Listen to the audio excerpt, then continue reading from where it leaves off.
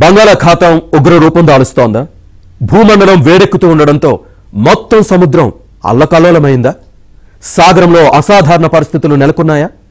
రాబోయే కాలంలో అల్పపీడనాలు, అధిక పీడనాలు ఎక్కువై కోస్తా తీరంపై ప్రభావం పడుతుందా? భారీ వరదలు, వర్షాలు తప్పవా?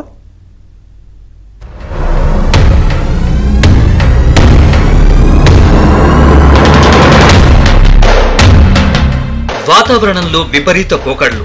కురిసిన చోటే కుంభవృష్టి, లేని చోట అసలు చినుకు జాడే ఉండడం లేదు. బంగాళాఖాతమైతే అల్లకల్లోలమైంది. ఎప్పుడు ఏం జరుగుతుందో తెలియని పరిస్థితి. అల్పపీడనాలు ఎప్పుడు ఏర్పడతాయో, ఎక్కడ విరుచుకుపడతాయో చెప్పలేం.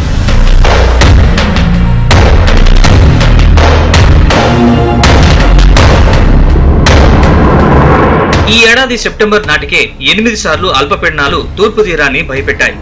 వాతావరణంలో మార్పులు, భూతాపం వల్ల మహాసముద్రాలు వేడెక్కుతున్నాయని, వర్షపాతంలో అసాధారణ పరిస్థితులు సంభవిస్తున్నాయనడానికి సాక్షిభూతమే ఈ ఏడాది నైరుతి season.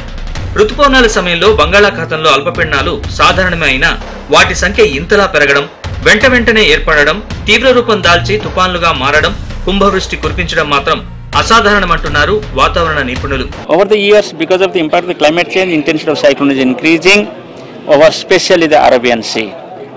And Bay of Bengal cyclone intensity almost remains same. Rainfall days are decreasing and heavy rainfall days are increasing. It is mainly attributed to the impact of the climate change.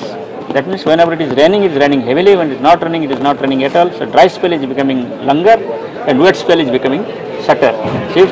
If within a small time rain is occurring, and that rain will impact the soil erosion, so fertility of the soil will decrease. బంగాళాఖాతంలో అల్పపీడనాల సంఖ్య, వాటి తీవ్రత పెరుగుతోంది.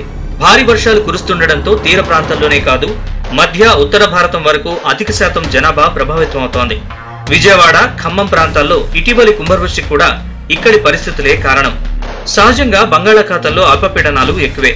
ఈసారి వాటికి La Nina ప్రభావం తోడైంది.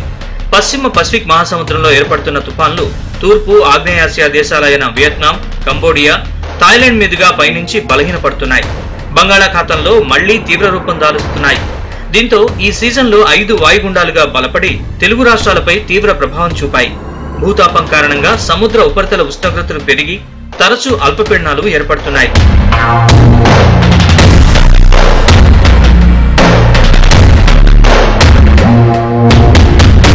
వారానికో అల్పపీడనం వస్తుండటంతో నేలలో తేమ శాతం పెరుగుతోంది.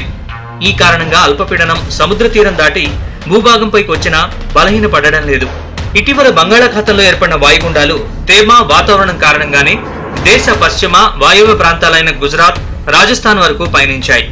ఒడిశా, జార్ఖండ్, తెలంగాణ, మధ్యప్రదేశ్, గుజరాత్ తదితర రాష్ట్రాల్లో భారీ వర్షాలకు కారణమయ్యాయి.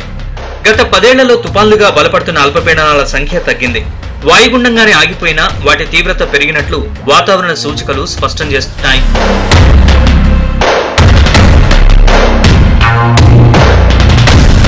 భూతాపం, తీరం కోత కారణంగా భవిష్యత్తులో తుపాన్ల ఉధృతి మరింత పెరగొచ్చంటున్నారు శాస్త్రవేత్తలు. ఏప్రిల్, జులై, అక్టోబర్, నవంబర్ సీజన్లలోనూ తుపాన్లు ఎక్కువగా ఏర్పడొచ్చంటున్నారు. పసిఫిక్ మహాసముద్రంలో ఏర్పడిన తుపాన్ల ప్రభావంతో బంగాళాఖాతంలో ఒక అల్పపీడనం తీరం దాటగానే మరోటి ఏర్పడుతుంది. వీటి ప్రభావంతో రుతుపవనాలు చురుగ్గా మారి ఇటీవల విస్తారంగా వర్షాలు కురిశాయి. ఈసారి రుతుపవనాల నిష్క్రమణ ఆలస్యం కావడంతో ఆంధ్రప్రదేశ్లో మరిన్ని వర్షాలకు ఆస్కారం ఏర్పడింది.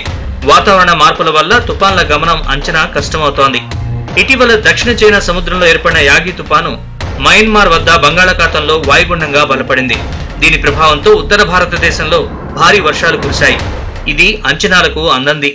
మారుతున్న వాతావరణ పరిస్థితులతో సముద్రం వేడెక్కుతుంది, భూమి వేడెక్కుతుంది. వెరసి అల్పపీడనాలతో నేల మీద విరుచుకుపడి వరదలై ప్రళయం సృష్టిస్తుంది. ఇప్పటికైనా సరే పాలకులు అప్రమత్తంతో ఉండాలి, పర్యావరణాన్ని కాపాడాలి అనే దిశగా అడుగులు వేయడంతో పాటుగా ఆంధ్రప్రదేశ్, తెలంగాణ మీదే ఈ వరదల ప్రభావం రాబోయే కాలంలో ఎక్కువగా ఉంటుందంటుంది.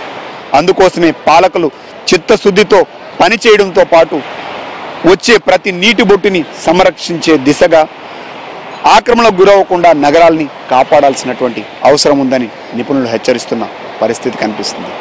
వీడియో జర్నలిస్ట్ అభిలాష్తో నాయుడు, విశాఖపట్నం నుండి.